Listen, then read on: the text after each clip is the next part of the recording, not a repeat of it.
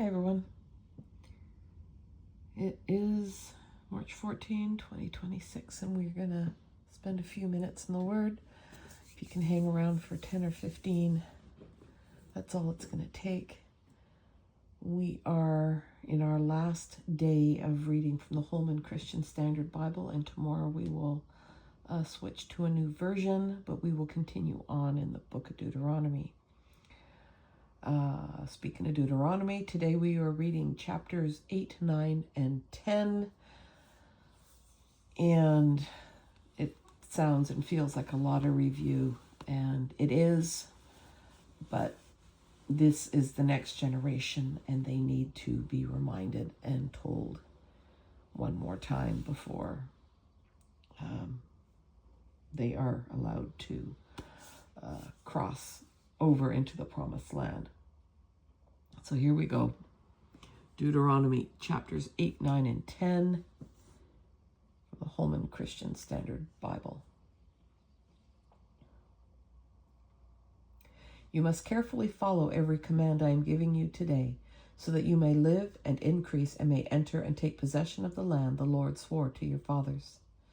Remember that the Lord your God led you on the entire journey these 40 years in the wilderness, so that he might humble you and test you to know what was in your heart, whether or not you would keep his commands.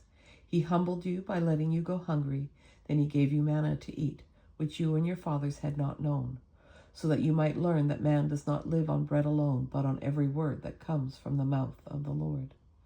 Your clothing did not wear out, and your feet did not swell these 40 years. That is amazing. Keep in mind that the Lord your God has been disciplining you just as a man disciplines his son. So keep the commands of the Lord your God by walking in his ways and fearing him. For the Lord your God is bringing you into a good land, a land with streams of water, springs, and deep water sources flowing in both valleys and hills, a land of wheat, barley, vines, figs, and pomegranates, a land of olive oil and honey, a land where you will eat food without shortage, where you will lack nothing, a land whose rocks are iron, and from whose hills you will mine copper. When you eat and are full, you will praise the Lord your God for the good land he has given you. Be careful that you don't forget the Lord your God by failing to keep his command, the ordinances and statutes I am giving you today. When you eat and are full and build beautiful houses to live in, and your herds and flocks grow large, and your silver and gold multiply, and everything else you have increases, be careful that your heart doesn't become proud, and you forget the Lord your God who brought you out of the land of Egypt, out of the place of slavery. He led you through the great and terrible wilderness with its poisonous snakes and scorpions, a thirsty land where there was no water. He brought water out of the flint-like rock for you. He fed you in the wilderness with manna that your fathers had not known, in order to humble and test you, so that in the end he might cause you to prosper. You may say to yourselves, my power and my own ability have gained this wealth for me. But remember that the Lord your God gives you the power to gain wealth, in order to confirm his covenant he swore to your fathers, as it is today. If you ever forget the Lord your God and go after other gods to worship and bow down to them, I testify against you today that you will perish. Like the nations the Lord is about to destroy before you, you will perish if you do not obey the Lord your God. Listen, Israel, today you are about to cross the Jordan to go and drive out nations greater and stronger than you, with large cities fortified to the heavens. The people are strong and tall, the descendants of the Anakim, and you know about them, and you have heard it said about them, who can stand up to the sons of Anak. But understand that today the Lord your God will cross over ahead of you as a consuming fire. He will devastate and subdue them before you. You will drive them out and destroy them swiftly, as the Lord has told you. When the Lord your God drives them out before you, do not say to yourselves, the Lord brought me in to take possession of this land because of my righteousness. Instead, the Lord will drive out these nations before you because of their wickedness. You are not going to take possession of their land because of your righteousness or your integrity. Instead, the Lord your God will drive out these nations before you because of their wickedness, in order to keep the promise he swore to your fathers, Abraham, Isaac, and Jacob. Understand that the Lord your God has not given you this good land to possess because of your righteousness, for you are a stiff-necked people, Hey, yeah. Remember and do not forget how you provoked the Lord your God in the wilderness. You have been rebelling against the Lord from the day you left the land of Egypt until you reached this place. Oh, Moses is spitting truth now. You provoked the Lord at Horeb, and he was angry enough with you to destroy you. When I went up the mountain to receive the stone tablets, the tablets of the covenant the Lord made with you, I stayed on the mountain 40 days and 40 nights, and I did not eat bread or drink water. On the day of the assembly, the Lord gave me 2 stone tablets inscribed by God's finger, and the exact words were on them which the Lord spoke to you from the fire on the mountain. The Lord gave me the 2 stone tablets, the tablets of the covenant, at the end of the 40 days and 40 nights. And the Lord said to me, get up and go down immediately from here, for your people, whom you have brought out of Egypt, have acted corruptly. They have quickly turned from the way that I have commanded them, and they have made a cast image for themselves. The Lord also said to me, I have seen this people, and indeed they are a stiff-necked people. Leave me alone, and I will destroy them and blot out their name under heaven. Then I will make you into a nation stronger and more numerous than they. So I went back down the mountain while it was blazing with fire, and the 2 stone tablets of the covenant were in my hands. And I saw how you had sinned against the Lord your God. You had made a calf image for yourselves. You had quickly turned from the way the Lord had commanded for you. So I took hold of the 2 tablets and threw them from my hands, shattering them before your eyes. And then I fell down like the first time in the presence of the Lord for 40 days and 40 nights. And I did not eat bread or drink water because of all the sin you committed, doing what was evil in the Lord's sight and provoking him to anger. I was afraid of the fierce anger the Lord had directed against you, because he was about to destroy you. But again the Lord listened to me on that occasion. The Lord was angry enough with Aaron to destroy him. But I prayed for Aaron at that time also, and I took the sinful calf you had made, burned it up and crushed it, thoroughly grinding it to powder as fine as dust, and I threw it in the stream that came down from the mountain. You continued to provoke the Lord at Taberah, Massa, and Kibroth-Hattava. When the Lord sent you from Kadesh Barnea, he said, go up and possess the land I have given you, and you rebelled against the command of the Lord your God.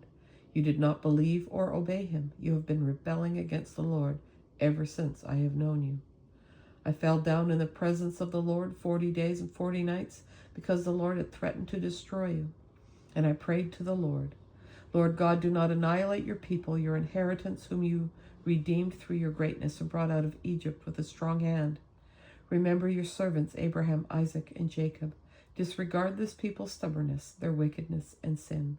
Otherwise those in the land you brought us from will say, because the Lord wasn't able to bring them into the land he had promised them, and because he hated them, he brought them out to kill them in the wilderness. But they are your people, your inheritance, whom you brought out by your great power and outstretched arm. The Lord said to me at that time, cut 2 stone tablets like the first ones, and come to me on the mountain and make a wooden ark. I will write on the tablets the words that were on the first tablets you broke, and you are to place them in the ark.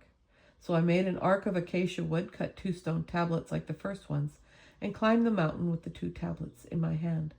Then on the day of the assembly, the Lord wrote on the tablets what had been written previously, the 10 commandments that he had spoken to you on the mountain from the fire. The Lord gave them to me, and I went back down the mountain and placed the tablets in the ark I had made, and they have remained there as the Lord commanded me.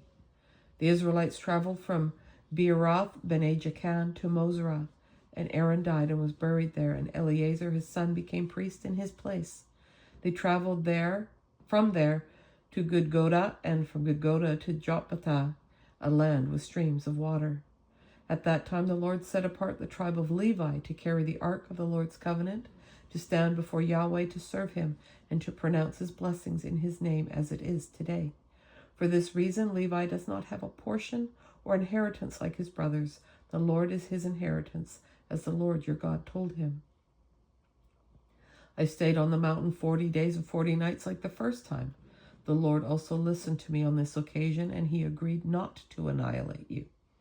Then the Lord said to me, get up, continue your journey ahead of the people, so that they may enter and possess the land I swore to give to their fathers. And now, Israel, what does the Lord your God ask of you except to fear the Lord your God by walking in all his ways, to love him and to worship the Lord your God with all your heart and with all your soul. Keep the Lord's commands and statutes I am giving you today for your own good.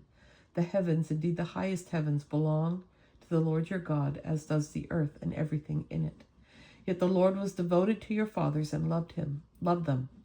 He chose their descendants after them, and he chose you out of all the peoples, as it is today. Therefore circumcise your hearts and don't be stiff-necked any longer. For the Lord your God is the God of gods and the Lord of lords, the great, mighty, and awesome God, showing no partiality and taking no bribe. He executes judgment for the fatherless and the widow. He loves the foreigner, giving them food and clothing. You must also love the foreigner, since you were foreigners in the land of Egypt. You are to fear Yahweh your God and worship him. Remain faithful to him and take oaths in his name. He is your praise and he is your God, who has done for you these great and awesome works your eyes have seen. Your fathers went down to Egypt, 70 people in all, and now the Lord your God has made you as numerous as the stars of the sky. And that, my friends, is our reading, March 14, 2026. Thanks for hanging with me. I hope you have an awesome day, and I hope I see you again tomorrow. And until then, take care, and bye for now.